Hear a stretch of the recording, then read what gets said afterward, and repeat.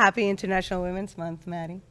Happy International Women's Month, Karina. It is an absolute honor to be around for another one of these months. Oh, yes. I'm glad we made it. Finally got a month. To celebrate, today's episode is focused on the female experience on set. Yeah, the Women in Production special.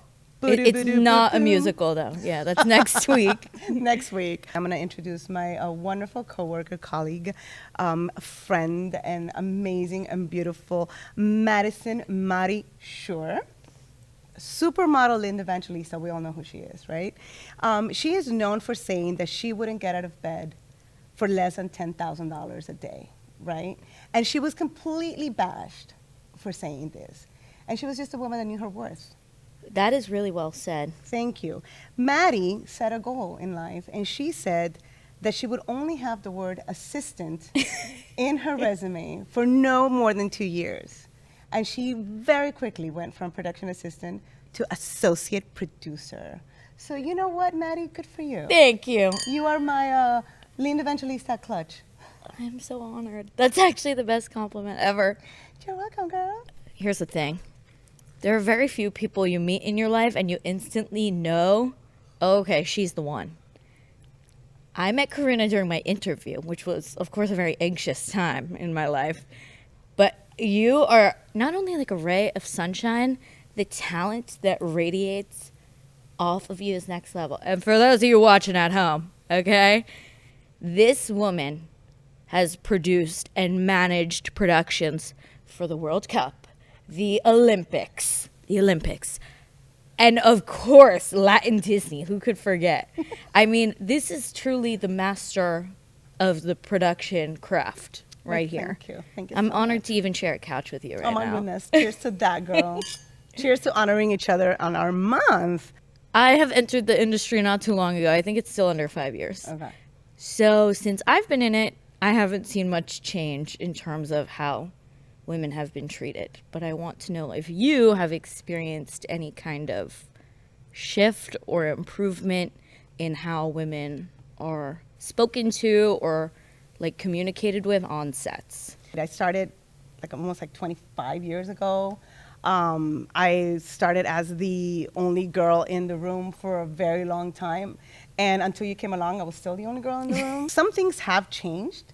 I think that I've worked with, large companies. I've worked in small productions, and I do see that there are a lot of women in big executive roles, and they've been given departments to manage and things like that. So I do see that. And I think that we are being heard maybe a little bit more these days in certain places, but still, I think that that's the one thing, right? We're still saying, but still. And I feel like those are the things that need to change. We do, if we didn't have to say it, that's because everything is fine, So I think that we still need to keep fighting for being a majority in a lot of productions, in a lot of places in general. Right. And you and I specifically come from a place that we don't do a lot of behind the camera action. I feel like, there are so many capable women out there that have so much knowledge of everything, and I just feel like it's somehow treated like it's still a hobby, oh, that's nice. Yeah, that's cute. Oh, that's cute. Oh, you know that. Right. Oh, And until you you're say, an okay, editor? that's my job, then people Right. go, oh. Mhm. Right. It starts to be a bit more of a serious thing. Yeah. You and I are both chronic credit watchers when it comes to movies, sometimes TV. With streaming, they kind of cut the credits, which sucks. I know. I always try to stop it, and then it's just I can't catch it on Right. time. It's I'm let me watch the credits. I don't Or wanna they see put it anything in a else. picture-in-picture box that's Exactly. 2 inches Exactly. big. Yeah, but I love watching credits. Yes. And we spoke a little bit about how disappointing the Barbie credits were. Yeah. Because yeah. for a movie that is, praised as championing women everywhere, and don't get me wrong, we loved it. Yes. We loved it, Hey, okay? There's pink. So Barbie's here. Right yes, there, we girl. love Barbie, and we loved the movie, but it gets to a point where it's, why isn't the entire crew female, specifically the physical production people?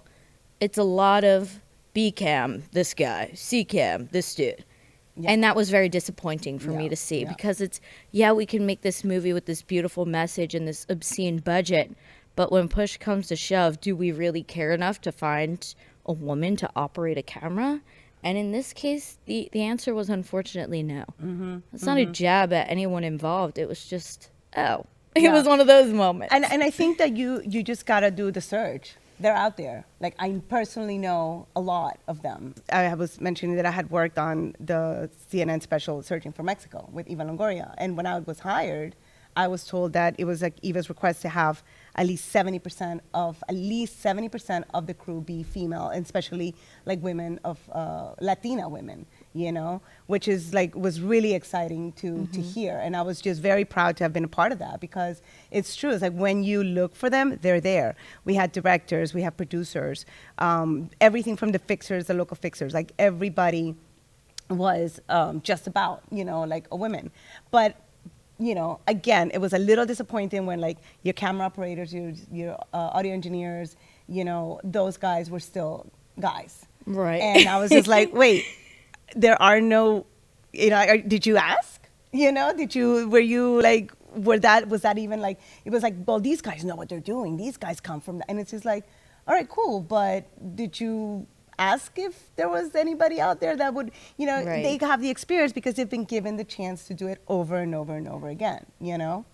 And then it's like, okay, what about the women that know their stuff? Exactly. And I think in terms of at least pre-production, no one can hold down the organizational skills, the creative skills, and the like ability to tell someone what to do and when, like a woman can.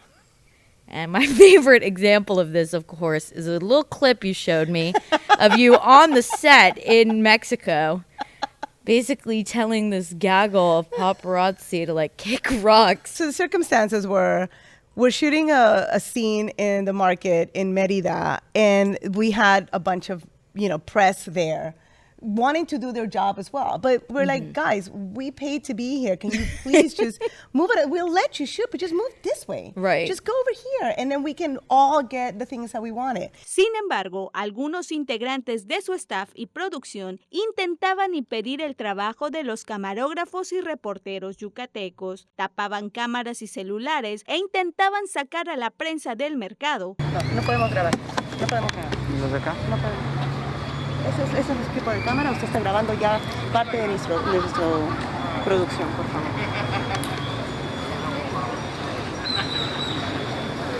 And then, like, you know, when the actual clip came on TV, it was just like, but people from her crew were like, da da da da da. and I thought it was hilarious. But when I think about it, it's just like, you know, if it had been a man telling them to move, I think they would have moved faster. I'm not saying that you know, they're still press. Like press still needs to be press. But I think that they probably would have like moved a little faster than they did when I asked them to move out of the way. I will say I don't speak Spanish well enough to know what you are saying in that video.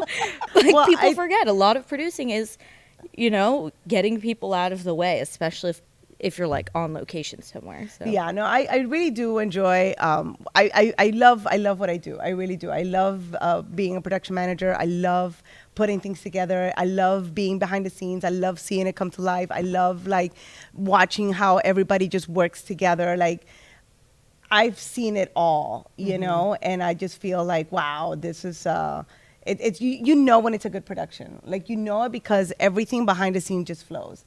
And my job is, if nothing has gone wrong, then I did my job. Like, if nobody's complaining, I did my job. And it's very, like, subtle. Like, I'm not, you know, it's like you don't even know that it's happening. Yeah. You just reach and it's there. And that means that, you know, that it was done right, you know? Right. So every little problem or thing that could go wrong was already accounted for. Yeah.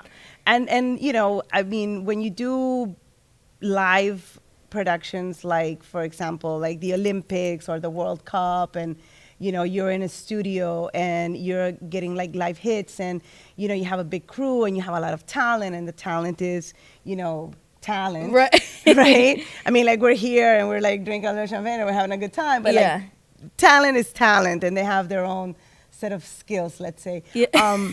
But you know, it's very challenging in trying to keep everything together. You're in Right. a different country. You're trying to communicate in a different language with a lot of people. It's different cultures. So like, oh, you like this one. So we're in Russia, and Okay. we have local fixers, and they're girls, because a lot of the girls, you know, which is another thing that we'll talk about, like in the roles of women in production. But so I asked the Russian girls, like, hey, we have a microwave that is downstairs in the restaurant. Could you bring that up so that we can heat up our food here for those of us that have food, or when you know, Right. when it gets cold, we can just reheat it. And she said, that's a man's job. And I was like, wait, what? I'm like, how big is this microwave? Yeah. Like, I don't get it. Like, I was like, what? Max 15 And, pounds. you know, I was like, wait, maybe it's Russia, right? I'm like, Yeah. I don't know. Maybe it's a giant microwave Yeah. from like the 80s. I don't know. Cold War microwave. But, you know, so I go downstairs and it's like literally a college size, you know, Stop. little microwave. And she was like, it's a man's job. And I was like, okay, but like, how do I didn't know what Right. to say, because I was like, it's a cultural thing. You know what I Absolutely. mean? So, but you find a lot of that stuff. But, you know, you have to get through it. I think production teaches you to just figure it out. And in my life, I treat my life as a production. It's like embedded in my blood. Like, it's just like, hey, look, here's a plan. This is what we're trying to do. And then it just all goes out the window at the end of the day. And you Right. just got to go with the flow. You mentioned like women and the sisterhood of working on a larger, mostly female team, and how you kind of were like playing Mythbuster of women are catty when there's too many of them, women get jealous, you know, like messy, whatever, and how your experiences have been almost the complete opposite on these majority female crews. Yeah, I mean, I think it has a lot to do with, I mean, it's just so many things, right?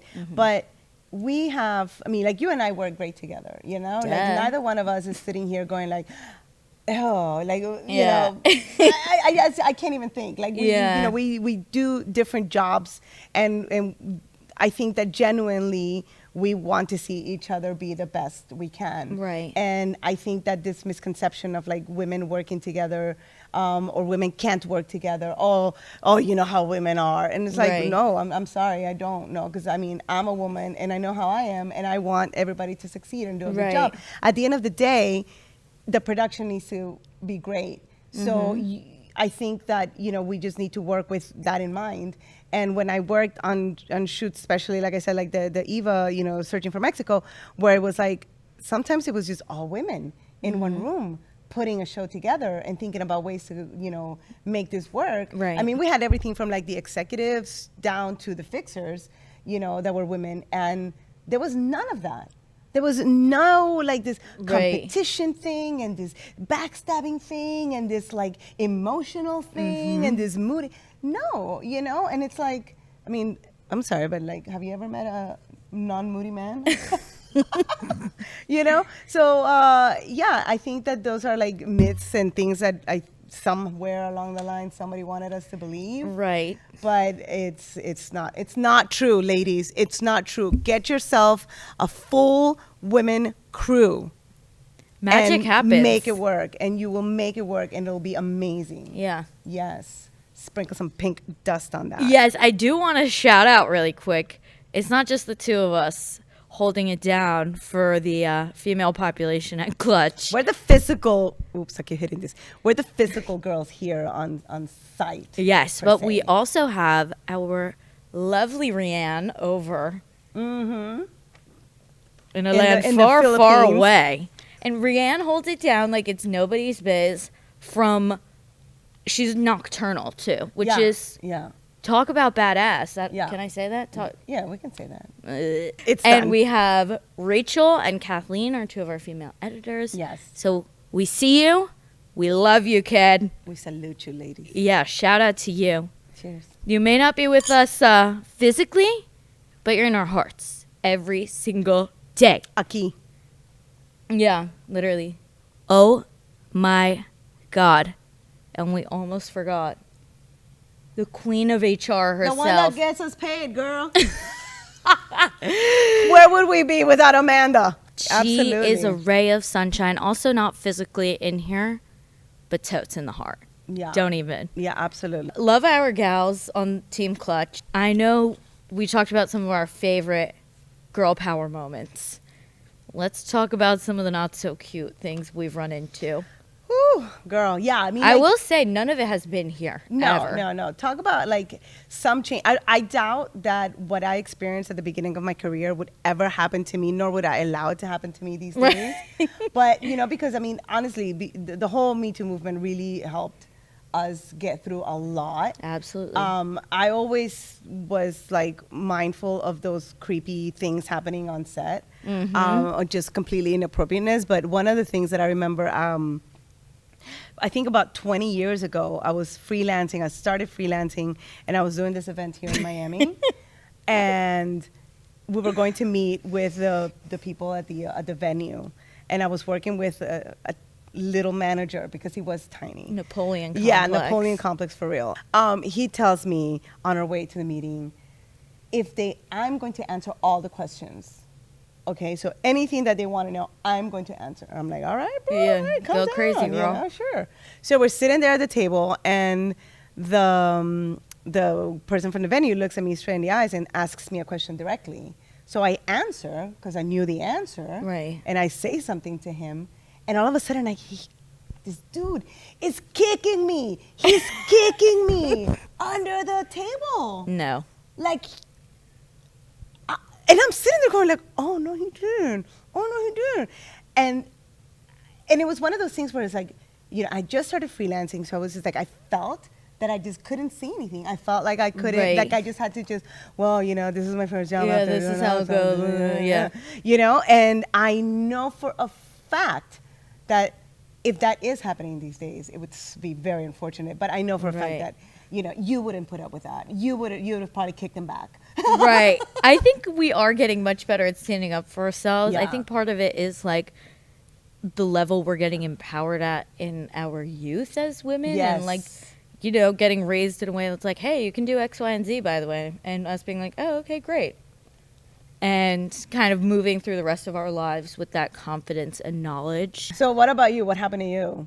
Well, this was also my first ever day as a production assistant, my first ever time on set. I walk into this random studio in Brooklyn, and this wasn't a team I ever worked with again. It was one shoot that we did off location. And I can't. The studio manager walks up to me. He introduces himself. He goes, and you, are you talent?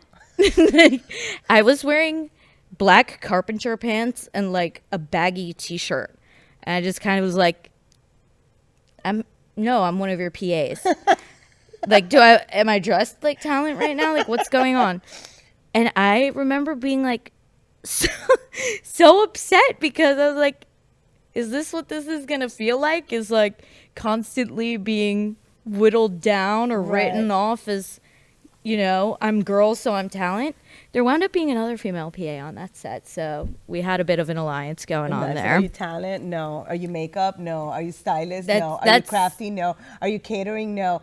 And that's what I mean, like the roles of women in production, like on field production, like I still feel like there's this, you do administrative organizational things. Right. Like PA, production coordinator, like the multitasking things, techie stuff. Right. I want to see more women doing that. I would love to as well. I think that's another thing I get a lot is if I'm the makeup artist, and I'm looking forward to that not being asked anymore. Right. That's going to be an awesome day when that stops. Which is, in a way, it's like, yeah, thanks. I look good enough to be talent. Yeah, and I look good enough to be a makeup artist. Yeah, thanks, kid. All right, cool. We are, as written by society, we are like the homemakers of the family, at least in a traditional sense. And because of that, and because of the nature of production being a kind of on-call almost schedule. It's very demanding. That and motherhood can oftentimes not be in complete alignment. Yeah. for women that were on set in production, whether you were actor, whether you were on a production side, just having the ability to like bring your kids to work and just leave them there while you're working, because it is a very demanding job. Production, you're working regularly, like, you know, you could work anywhere from 10 to 12 hours. And that's like on set. That's not counting like the hour that it takes for you to get to Transport. or wake up, Yeah, transport, no. community. It doesn't, you know, the hour or two that you're after the production, setting things up for the next day. Right. And sometimes you're talking about 6 days a week that you're doing this. You know, forget laundry. Yeah. You know, forget that, which is why we wear show black. Show black, production And black. you can wear black every day. You can wear the same shirt until it's crusty. And Yeah, no one will know. Nobody will know. But you know, it is, and I have a lot of friends who are mothers and that they struggle with that, because I have a really great friend who is a single mom, and she wishes that she could do a lot of the, you know, like freelancing and getting out there and doing things like that. So it is very limiting at the same time for Right. women to be able to do certain jobs. And all I will say is, you know, find it. Again, it goes back to like, look for it. You're going to find it. You're going to Right. find those productions that take care of you in that way. You know, that will find the resources, that will help you. You know, they are out there. Like, it's just a matter of looking for it, and you will find it. Yeah. Yeah. Speaking of a fabulous production, the dream show you would have loved to help produce. I think I would love to have been a part of Anthony Bourdain's No Reservations. And that's classic. Production manager on that show, a woman, thank you. Yeah. What about you? Mine is obviously Broad City. If you haven't watched Broad City, I think it's a criminally underrated and It's hilarious. underwatched It's hilarious. piece of 2010s comedy. I think it is some of the best comedy writing, and I think a lot of comedy writing neglects women at least as like a standalone character sometimes, and more as like a punchline. So it's like writing the thing that you would like to have been a part of, like the creative part of it. Like, I what don't about like. the I show? would have Like, literally loved to just exist in it. I love the wardrobe on that show and how it's like intentionally horrible, and how they have Abby rewear like the blue dress that she buys in the first season throughout the next 6 seasons. And I have to bring up present tense. I want to work on Drag Race, RuPaul's Drag Race. Might not be RuPaul's by the time I get there. I don't know. He's getting old, kid. But I love that show.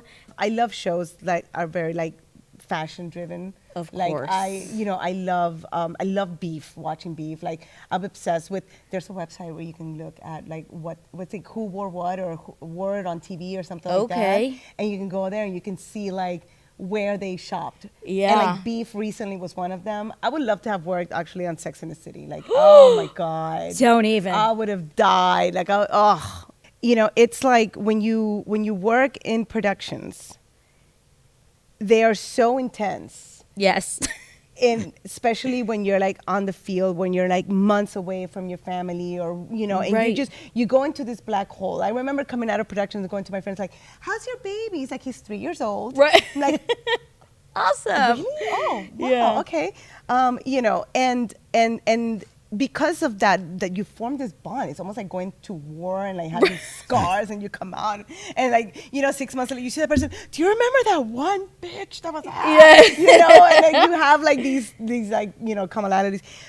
I have such great relationships. Like, I've had so many great friends that I am now, you know, that I have worked with for many years, and maybe it was just a one production, but we bonded Right. so well, and years later you're still friends with them. Yes. And I think about my one of my best friends, Sol.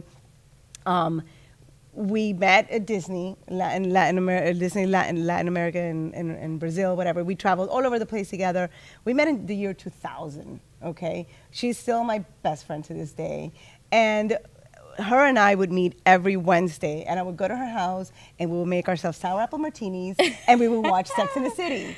You That's know, special. like every Wednesday night it was on. So it was like we would watch Sex and the City live, because there was no DVRs back then. There was no streaming Yeah. back then. You know, it was still color, guys. It wasn't black and white.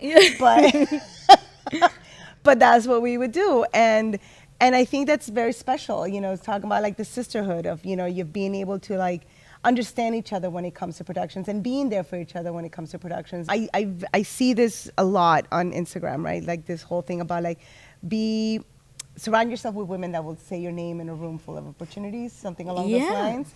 And I'm so grateful that all my friends are that, you know, to be able to say, and by the way, Maddie, I'll put your name everywhere. Right. Everywhere. It's all about opening doors for each other. When you recognize someone that has the skills and has the talent, and to me, I remember when you came in and you did your interview, I was blown away. I was like, this girl is full of confidence. And I know that you don't feel that because, you know, like, it's so hard for us to see that ourselves, of course. Right? But, you know, I was just like, I wish I had half your confidence when I was in my 20s. As you came into this, she was like, I did this, I've done the studio thing, and I've directed this, and I did the social media thing, and I did that on the studio, and I did this on set, and I did that on this, and I was on camera. And I mean, like, look at you, look how cute you are. We're looking at a photo of Maddie right now. Stop. You know, in front of camera. Like, you were just so fierce when you first walked in, and I'm like, you gotta hire her. Like, she has to be. Like, you know, like, you just know, you recognize talent, you recognize skills. I mean, of course, continuing on our big sap fest, because that's the only appropriate way to finish up this kind of stuff. But of course, Karina, you have been the most fabulous shoulder to cry on, which is such a corny little phrase, but also just like ally in this whole thing. And of course, mentor is the right word.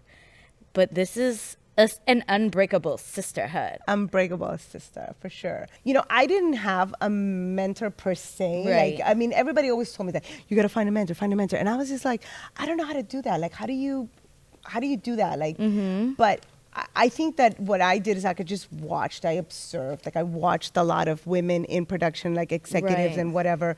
And I was just like, okay, what are they doing that I like connect with, and what are they doing that I'm just like, I would never do that. Yeah. And I think that that's another way of learning too. It's like, you know, you're watching people, you know, move up. I can tell you, there's this girl that we all know in production, in that we've all worked with, my friends and I, and we always say, she's crazy. Right? She's crazy because she will buy her own merchandise, let's say, right? Yeah. She is the type of person that she will sell, what is the word?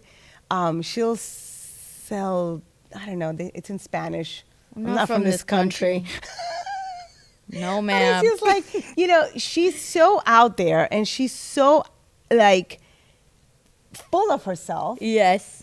But she went from being a floor manager one year to being a producer the next year to, like, running an entire business in Mexico City. Right now, currently. Yeah. Right? And it's just like, a lot of us will say, like, man, but she's nuts. But she's nuts enough to do that. Right. So you just gotta be like, I don't care. I don't care what people say about me. I don't care what people think about me. I'm just gonna do what I feel I wanna do in my life, period.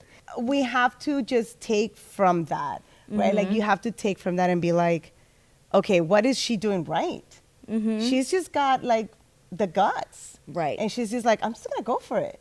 And I'm just gonna, you know, smoke and mirrors my way through it. Yes. And then make it. And so, you know, I think that a lot of times we, like, doubt ourselves so much. Like, we sit there and we, like, overanalyze and, like, overcomplicate. I don't know if I can do this. I don't know if I should do it. I don't know. I don't know if I know enough. And it's just like, it doesn't matter. Right. Just go. Just do it. Somebody's gonna take it and hire you. Exactly. And, you know. And sometimes, like, that blind confidence and believing in yourself more than anybody else in the room. Yes. Hi, Lady Gaga. There could be 100 people in a room, and all it takes is one. Yes. Yes. I love that quote, even though she said it like 8,000 times on the, what was it? A Star is Born press tour. In terms of women in production, women-owned production companies. Yes. Let's talk about it. Yes, I think it's very important to support them. You know, they are paving the way. They are, you know, making sure to hire us. You know, and we have, you know, what do we have? We have Eva Longoria, we have Issa Rae, we have Margot Robbie, we have so many more. But these gals are, like, putting themselves out there, running their own show, calling the shots and saying, like, you know, we don't need to depend on Right. anyone. We make our own path. Mm-hmm. We make the shows that we want. We do our own thing. We bring on the people that we believe in.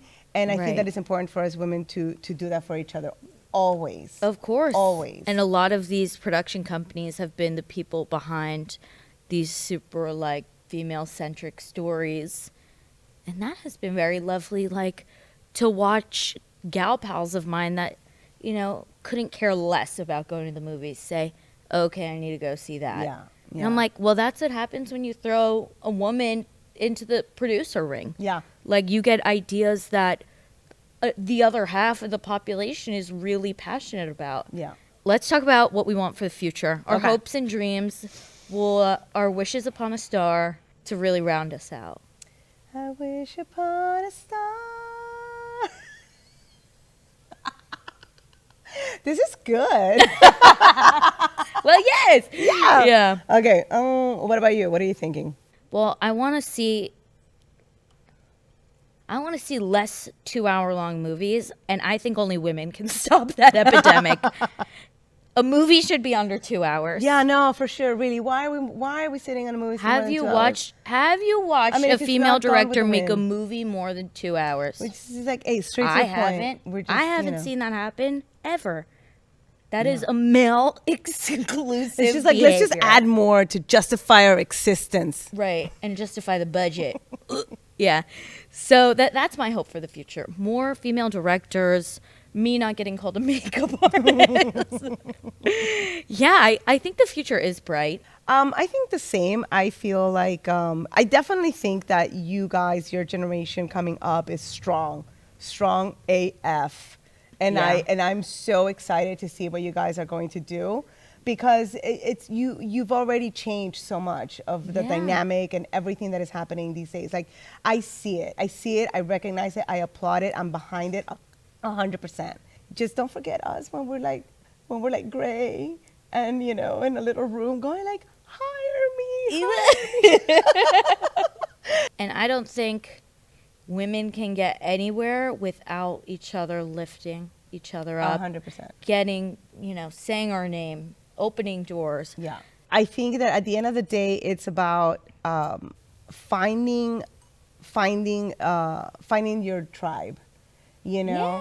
and coming up with sharing your ideas with those that are going to support it, and just going for it. Yeah. I think it's just going for it. I think it's just finding the courage and the strength to just go for it and do what it is that you want to do, and be the person that's gonna leave the door open for others. Yeah. Yeah. So here's to the brightest of futures. Cheers, Cheers. Maddie. See you on the next one. Bye.